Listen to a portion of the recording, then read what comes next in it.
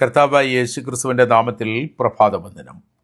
അപ്പോസ്തല പ്രവൃത്തികളുടെ പുസ്തകം 20-ാം അധ്യായം 24-ാം വാക്യം. എങ്കിലും ഞാൻ എൻ്റെ പ്രാണനെ വിലയേറിയതായി എണ്ണുന്നില്ല. എൻ്റെ ഓട്ടവും ദൈവകൃപയുടെ സുവിശേഷത്തിന് സാക്ഷ്യം പറയേണ്ടതിന് കർത്താവായ യേശു തന്ന ശുശ്രൂഷയും തികയ്ക്കണമേ എന്നെനിക്കുള്ളൂ. അപ്പോസ്തലനെ പൗലോസിൻ്റെ ഒരു വിടവാങ്ങൽ പ്രസംഗത്തിൻ്റെ പ്രസിദ്ധമായ പ്രയോഗമാണ് ഈ വചനത്തിലെ പ്രധാന പ്രതിപാദ്യ വിഷയം. എഫേസോസിലെ ക്രിസ്തു ശിഷ്യരെയും പ്രവർത്തകരെയും മിലേത്തോസിൽ വിളിച്ചു വരുത്തി അവരോട് പറഞ്ഞ ഈ പ്രസംഗത്തിന് ഒരുപാട് പ്രത്യേകതയും പ്രാധാന്യതയുമുണ്ട്. അപ്പോസ്തല പ്രവർത്തികളുടെ പുസ്തകത്തിൽ പൗലോസിൻ്റെ നിരവധി പ്രസംഗങ്ങൾ രേഖപ്പെടുത്തിയിട്ടുണ്ട്.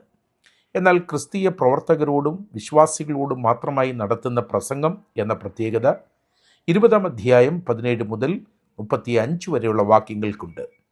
പൗലോസിൻ്റെ പ്രഭാഷണത്തിൽ സാക്ഷീകരിച്ചു എന്ന വാചകം 2 പ്രാവശ്യം എടുത്തു പറഞ്ഞിട്ടുള്ളത് ഏറെ ശ്രദ്ധേയമായതാണ്. വാക്യം 21 മാനസാന്തരവും വിശ്വാസവും സാക്ഷീകരിച്ചു.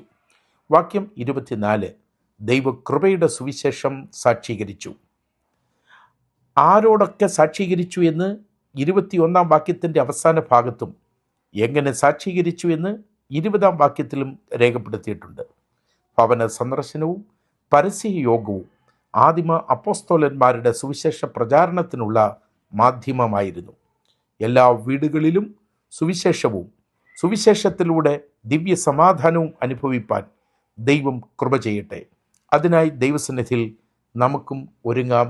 കർത്താവ് നമ്മെ സഹായിക്കട്ടെ. സ്വർഗീയ പിതാവേ, രാവിലെ സമയത്തിനായി സ്തോത്രം. ദൈവസന്നിധിയിൽ ഞങ്ങളെ സമർപ്പിക്കുന്നു. ഞങ്ങളെ ഏൽപ്പിച്ചിരിക്കുന്ന ദൗത്യങ്ങൾ കൃത്യമായി നിർവഹിപ്പാൻ ആവശ്യമേറിയ ദൈവകൃപ ഞങ്ങൾക്കെല്ലാവർക്കും നൽകണമേ. യേശുവിൻ നാമത്തിൽ തന്നെ ആമേൻ.